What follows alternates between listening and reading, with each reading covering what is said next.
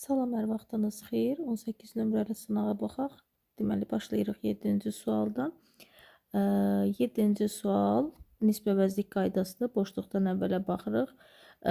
Canlıdır, yəni məşqçi deməkdir. Canlı ilə who, whom, whose, bir də zət ola bilir. Whomdan sonra mütləqdir ki, əvəzlik gəlməlidir. Whosedan sonra nə olursa olsun isim gəlməlidir. Who'dan və zətdən sonra xəbər birbaşa gələ bilir. Ona görə cavabımız olur 1-2. Sonra at present ifadəsində heç nə olmur. Burada üç rəngli bayraq deyir. Bayraq sayıla bilən isimdir deyə artikel verəcəyik qarşısına və Azərbaycanın bayrağı dediyinə görə artıq məlum olduğu üçün Z artikeli verəcəyik. Burada Qarabağda yer adı olduğu üçün heç nə olmur. Cavab olur B bəndi. Sonra 9-cu sualda 9-cu sualda boşluqdan sonra to var. Should'dan sonra to olmaz, might'dan sonra to olmaz. Yerdə qalan hər birindən sonra to olar. Baxırıq ki, üçü də indiki zamandadır. Deməli, təsdiq inkar qaydası eləyə bilirik. Yəni, cavablarda 2 inkar, 1 dənə təsdiq varsa, götürürük 1 dənə təsdiqi. Sonra, hansı cümlə məhsula çevrilə bilməz deyir. Yadda saxlayırsınız, əgər cümlədə xəbərdən sonra tamamlıq gəlibsə, biz bu cümləni məhsula çevirə bilirik. Məsəl üçün, burada cümlənin xəbəri appearing-dir, özündən sonra tamamlıq yoxdur deyə biz bunu məhsula çevirə bilməyəcəyik. Sonra digər cümlədə də xəbərimizdən sonra, burada da xəbərimizdən sonra yenə də tamamlıq yoxdur deyə bunu da məhsula çevirə bilmirik. Amma üçüncü cümlədə bu bizim xəbərimizdir, özündən sonra tamamlıq gəldiyi üçün bunu məhsula çevirə biləcəyik, ona görə götürə bilmirik. Sonra dördüncü cümlədə cümlənin xəbəri may not use-dur. Özündən sonra cell phone tamamlıq gəlib, bunu da məhsula çevirə bilirik deyə götürə bilmirik. Sonra 5-cidə implemented cümlənin xəbəridir. Özündən sonra the recommendation gəlib. Bunu da məhsula çevirə bilirik. Yəni tamamlığı var cümlənin. Ona görə bunu da götürə bilmirik. Cavabımız olur 1-2.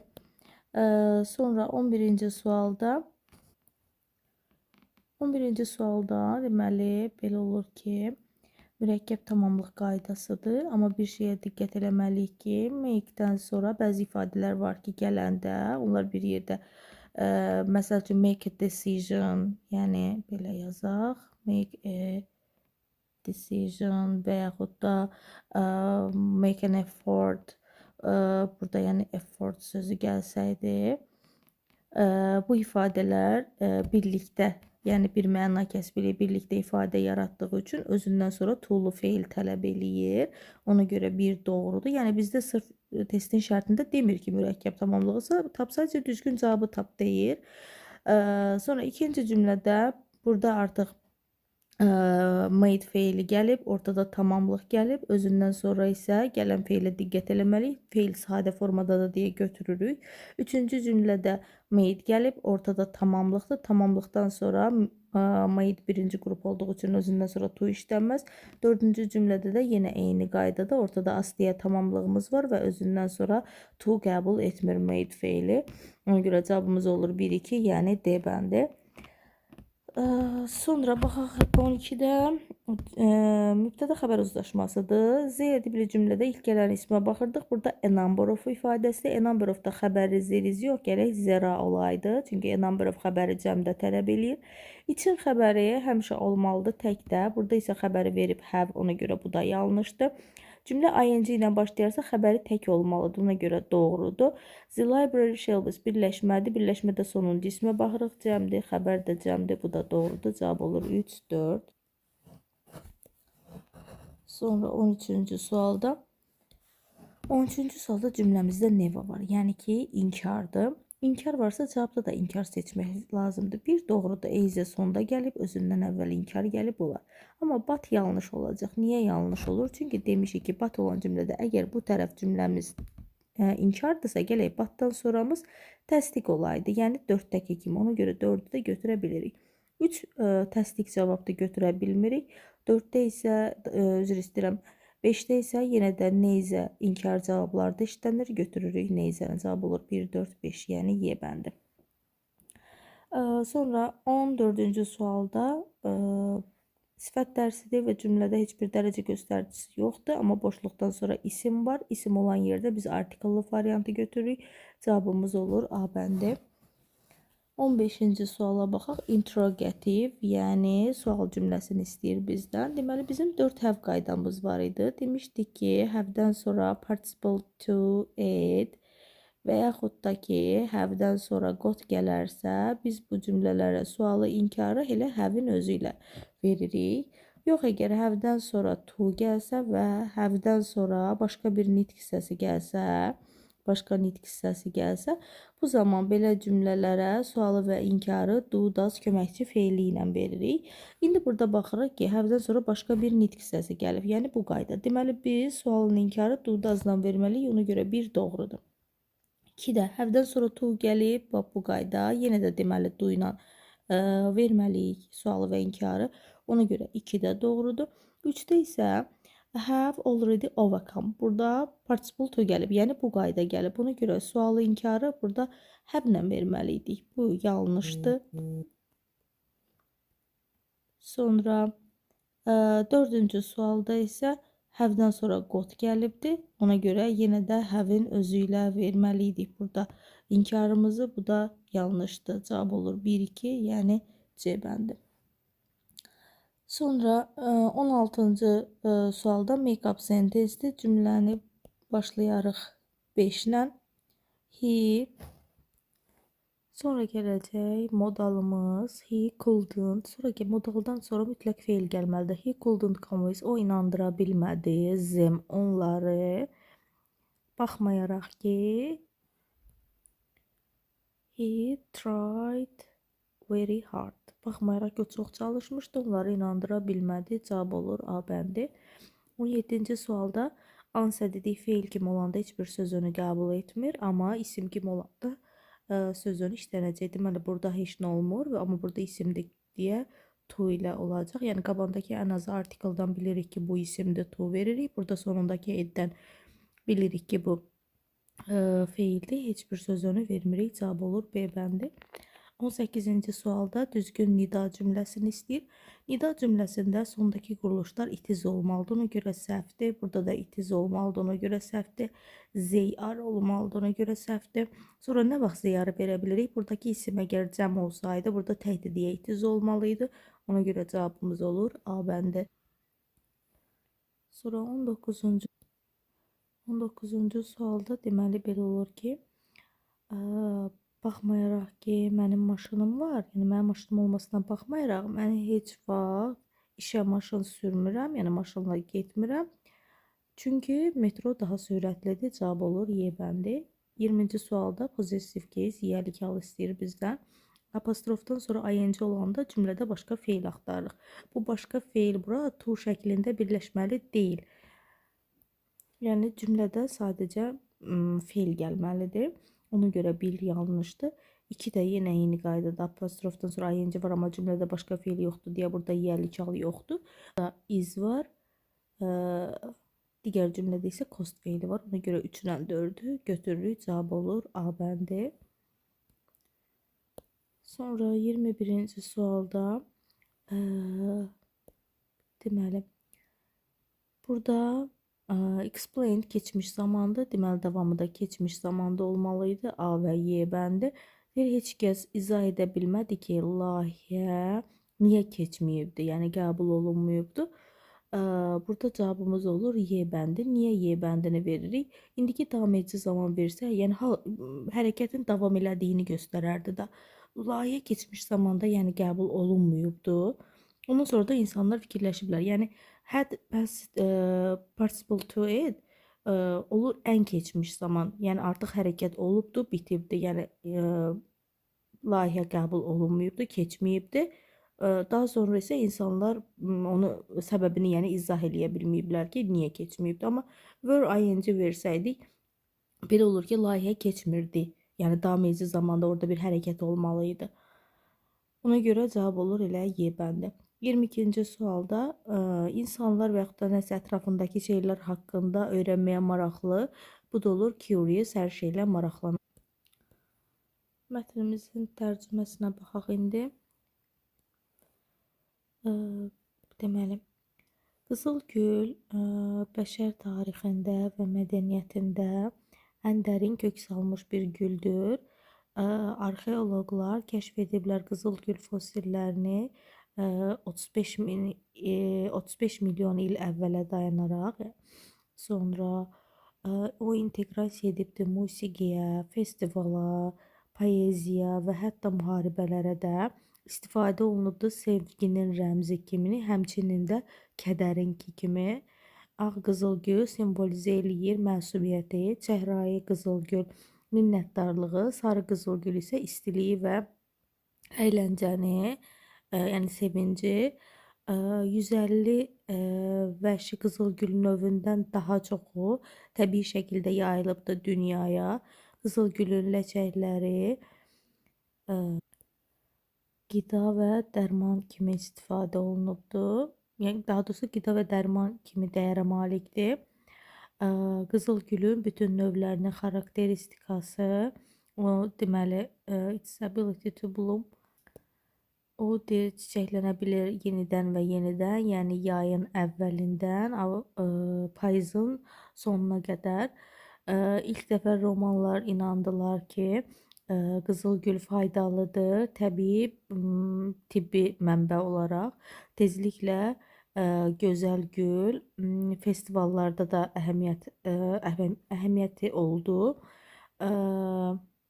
Ətirlər, qızılgüldən hazırlanan ətirlər yüksək prioritetə, yəni dəyərə malik oldu krallar üçün və nəticəsində də kəndlər arasında çətinliklər yarandı. Bu çətinliyə səbəb oldu ki, artıq onlar məcbur edilirdilər qızılgül becərməyə, yəni daha çox ehtiyacı olunan qida becərməkdən daha çox qızılgül becərməyə məcbur edildilər.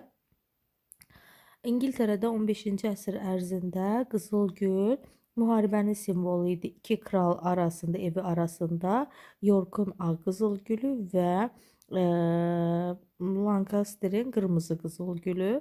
17-ci əsrin sonlarında qızılgül çox dəyərli oldu Avropada, hansı ki qızılgül suyu hətta valyuta kimi də istifadə olunurdu.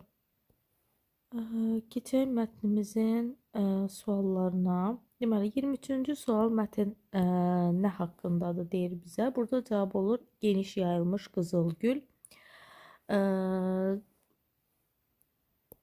Sonra 24-cü sualda hansı cavab bizdən burada doğrudur deyir. Deməli, birinci cümləyə baxaq. Çəhrayı qızılgül mükəmməl seçim idi. İnsanlar arasındakı kimə ki belə daha çox minnətdarsan, kimə ki qiymətləndirirsən, kimi ki deməli bu olar. Çünki burada baxsaq mətnimizdə deyirdi ki, çəhrayı qızılgül minnətdarlıq bildirir. Ona görə biri götürəcəyik. Sonra ikinci cümləmizdə qızılgül kədəri deyir, ifadə eləmirdi. Kədər üçün istifadə olunmurdu. Amma əslində burada bildirirdi ki, həm sevgini, həm də kədər üçün, yəni kədəri simvolizə eləyirdi. Sonra ona görə bu yanlışdır. 3-də deyir ki, qırmızı qızılgül romantikanı təmsil edirdi. Mədəniyyət arasında belə yəni istifadə olunubdu. Mətndə bu haqda belə bir məlumat keçmir. Sonra 4-də deyir ki, ağ qızılgülün mənası saflıqdır, məsumiyyətdir. Bu doğrudur. Burada mətndə baxsaz deyir ki,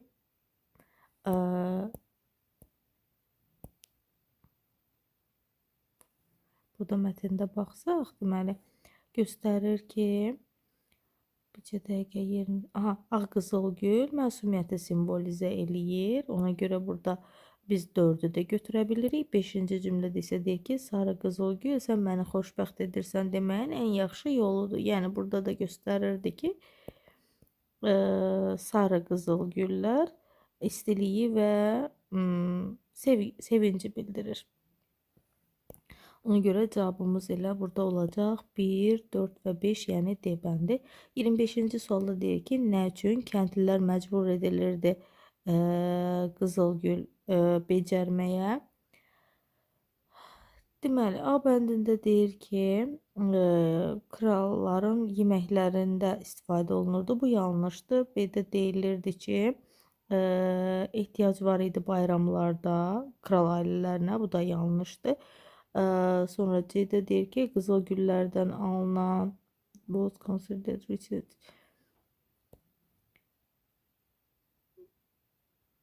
Deməli, qızıl güldən düzələn daha doğrusu qızıl güldən alınan o gələn ətir varlılığı hesab olunurdu. Bu da yanlışdır.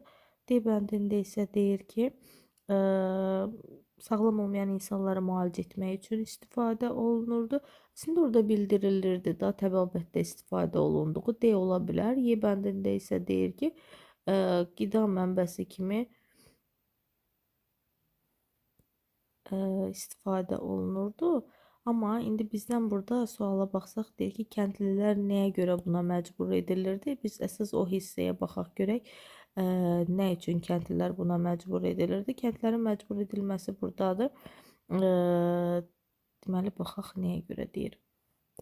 Bu abzasda diqqət eləsək deyir ki, ilk romanlara inanmışdılar və tibbi mənbə kimi istifadə olunurdu. Hətta deyir ki, krallar arasında da kral ailəsi üçün də bir xəzinə idi o və çətinlik yaradırdı kəndlilər arasında ki, onlar qidadan daha çox qızıl gülləri becərmək üçün məcbur edilirdilər. Ona görə elə cavabımız olur D bəndi. Sonra 26-cı sualda deməli qızıl gülün davamını tamamlamalıyıq. İstifadə olunurdu ətrinə görə, bu doğrudur. Dekorasiya üçün, yəni bəzək üçün bu səhvdir. Yay aylarında becərilirdi, bu da səhvdir. Mükəmməl bir yol ki, öz emosiyanı ifadə eləyəsən, bu doğrudur, cavab olacaq elə A bəndi.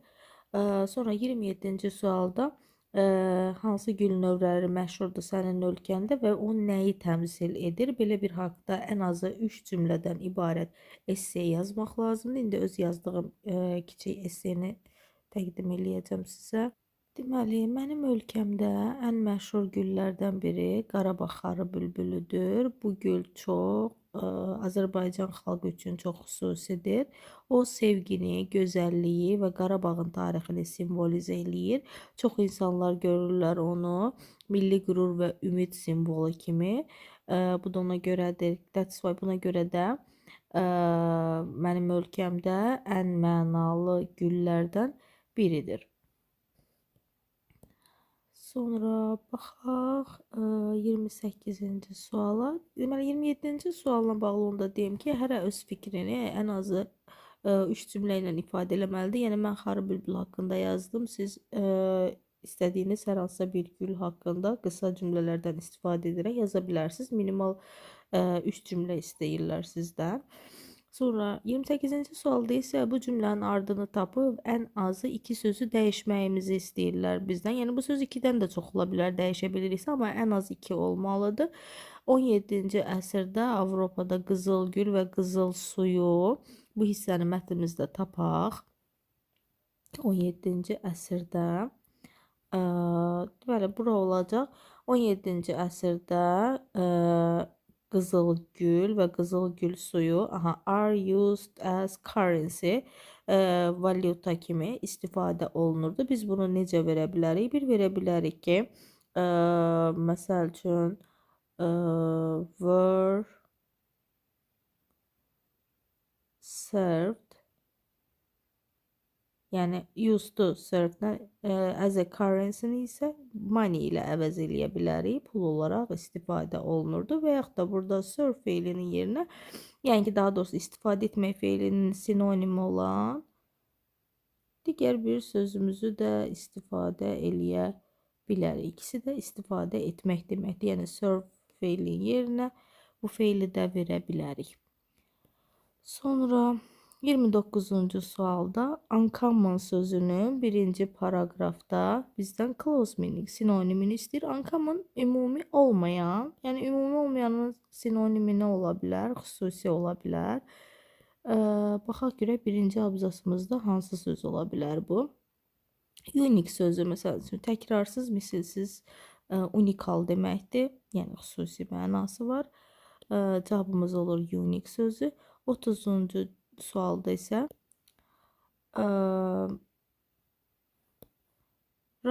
regionda hər hansı bir qrupda insanlar arasında belə deyək genişlənmə extend bu olacaq spread yəni yayılma. Birinci abzasdadır həmin sözümüz. Birinci abzasda da yerini göstərim sizə. Birinci abzasda həmin spread feilimiz burada istifadə olunub.